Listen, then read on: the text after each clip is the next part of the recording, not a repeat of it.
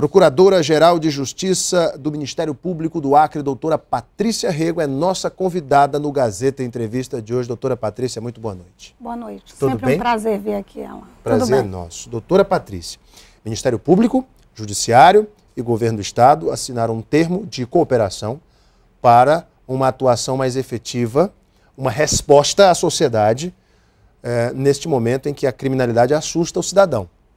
São números alarmantes de homicídios, de latrocínios na capital e também no interior. E o principal, doutor, a polícia não consegue dar uma resposta, principalmente nos casos de crimes contra o patrimônio, os assaltos, os roubos e os furtos que se tornaram muito comuns em Rio Branco. Há cidadãos que deixam de prestar queixa na polícia, de lavrar o boletim de ocorrência junto a um delegado, por conta de não acreditar mais no papel da polícia. E o Ministério Público, o que pode fazer diante deste cenário, doutora? Podemos fazer muita coisa. Eu tenho dito, Alan, que a questão da segurança pública, que é um direito fundamental do cidadão, um dos mais importantes, se a gente pode falar em escala de importância quando se trata de direito fundamental, é um problema de todos. É um problema do Poder Executivo, dos órgãos de segurança, do Poder Judiciário, do Ministério Público e também da sociedade. Muito complexo, porque nós temos aí a questão da prevenção, que é tentar evitar que o cidadão entre no crime, e aí vem a questão das políticas públicas. Se a gente for ver as estatísticas, quem hoje comete crime, na sua maior parte, são jovens, pessoas entre 15 e 29 anos. Nós temos que investir, então, na educação de jovens, na questão da geração de emprego, em políticas públicas mesmo voltadas para essas pessoas. E o Ministério Público tem um papel importante nisso, de cobrar do Executivo, de fiscalizar essas políticas. Na questão da repressão, nós entramos aí também por excelência. Nós somos o órgão acusador, o defensor da sociedade, né? Que manteve, inclusive, seu papel de órgão investigador também, com a vitória também, na PEC 37. Na PEC 37. Nós sabemos também que grande parte desses roubos e furtos que têm ocorrido na cidade são por pessoas que já passaram pelos sistemas de penitenciário. Há uma reincidência, pessoas que estão no semiaberto.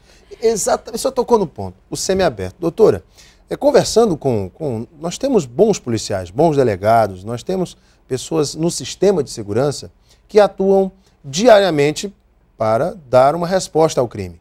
No entanto, o que a gente mais ouve é isso, principalmente desses bons servidores públicos. Olha, a polícia prende, mas a justiça solta. E quando ele fala justiça, não é o juiz, é o sistema judiciário legal brasileiro, que é muito leniente. O cidadão mata e ele vai direto para o semiaberto. Isso não é uma excrescência, isso não é um absurdo hoje na legislação penal brasileira?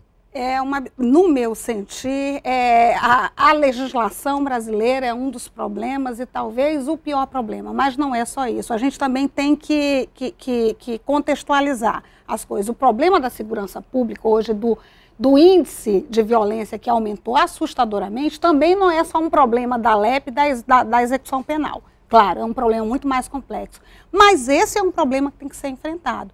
Nós temos uma lei de execução penal que, na realidade, hoje a execução penal no Brasil não funciona, é uma piada.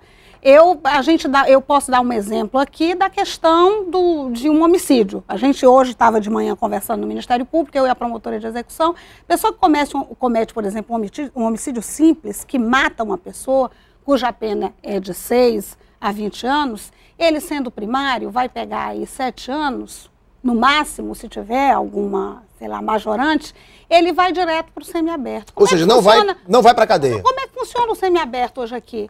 A pessoa vai, quem tem a carta de emprego, e uma carta de emprego pode ser simplesmente uma carta dita por ele mesmo, que ele é um vendedor da Natura, um autônomo, ele mesmo faz a carta, tem residência em Rio Branco, ele sai, passa o dia fora e à noite vai dormir na penitenciária.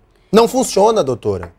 Como é que alguém que perde um filho, que perde um irmão, que perde um ente querido e que vê o julgamento e a pessoa é condenada e encontra no dia seguinte com essa pessoa na rua, pode ter a sensação de justiça, de punibilidade? E há uma tendência, Alan, na legislação de flexibilização ainda mais dessas leis. Por exemplo, o garantismo.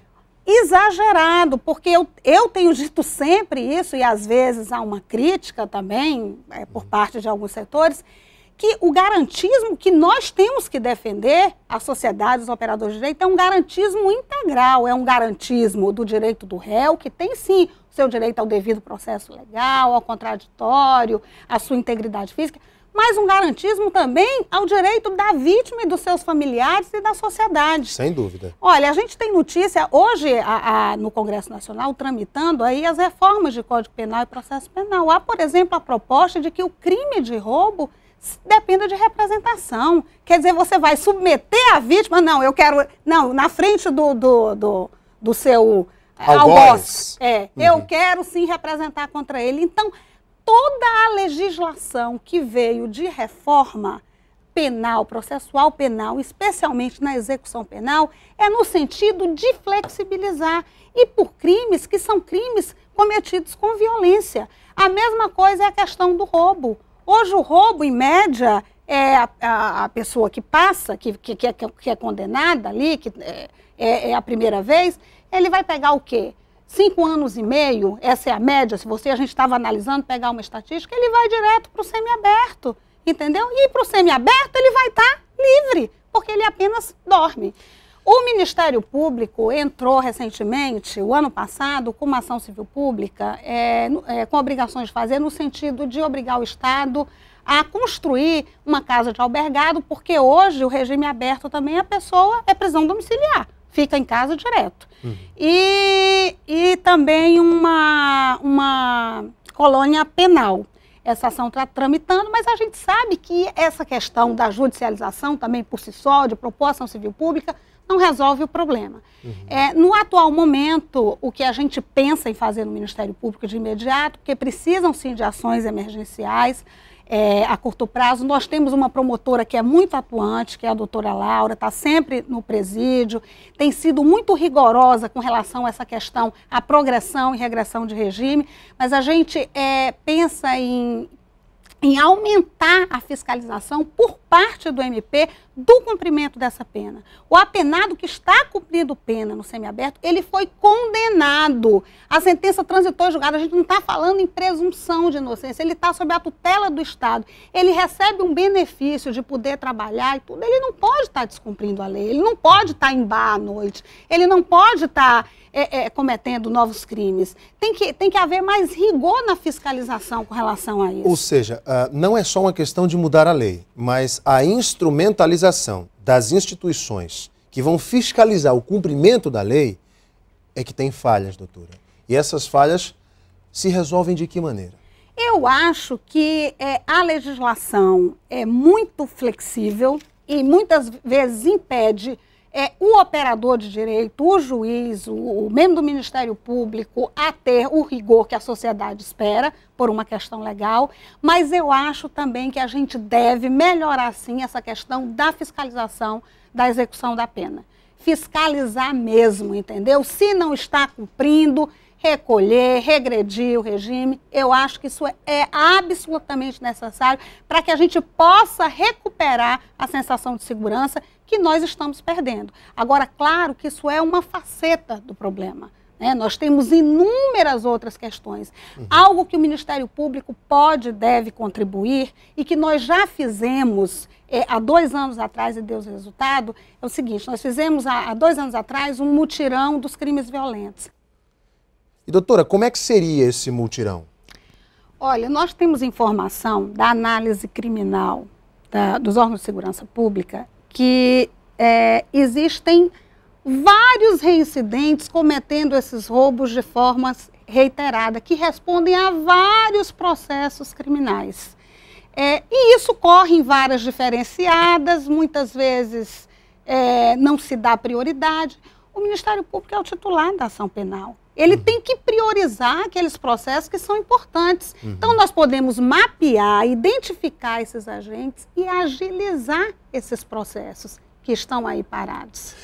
Recentemente... E isso foi feito há um tempo atrás, Alan, e surgiu o resultado. Se debateu no Brasil a proposta de se adotar com mais frequência os institutos da mediação, uns institutos, enfim, que aproximam o judiciário, o Ministério Público do cidadão comum. E eu estava vendo aqui no MP na Comunidade, que é essa proposta muito interessante lançada na sua gestão, procuradora, que é justamente aproximar o Ministério Público do cidadão, da ponta, daquele interessado no serviço do parquê.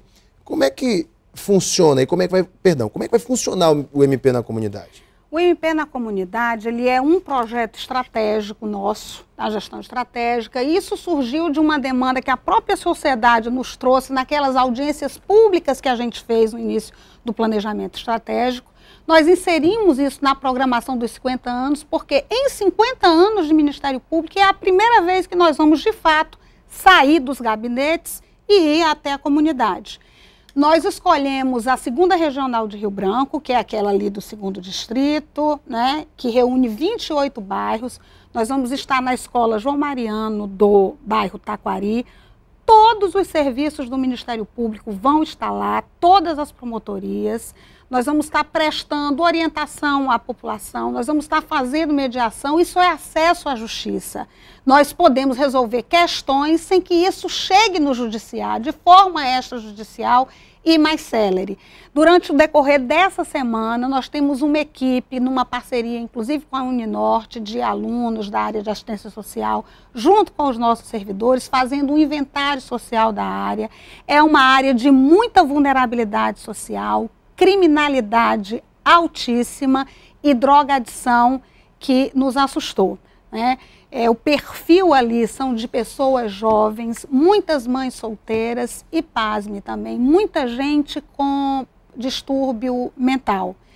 Então já identificamos uma série de problemas que já estão mapeados e no sábado nós vamos estar o dia inteiro no bairro Taquari recebendo essa comunidade desses 28 bairros. Então é a primeira vez. É uma equipe grande do Ministério Público. É uma equipe. Nós vamos o Ministério Público está todo mobilizado para este sábado, para essa primeira edição. Todas as promotorias estarão lá. E vão ouvir as demandas. Servidores vão ouvir as demandas e vão instaurar procedimentos e o que der para resolver na hora de forma extrajudicial vai resolver, o que não der, nós vamos levar o MP e dar as respostas que têm que ser dadas. Olha só. É o projeto cidadão do MP. E é para a gente um evento histórico e importante, que eu acho que nesses 50 anos você tem que comemorar com a sociedade acriana. Sensacional. Esse MP na Comunidade visitará quantos bairros ao todo? Olha, nós temos a ideia de fazer 3 edições, no mínimo, essa é a nossa meta por ano.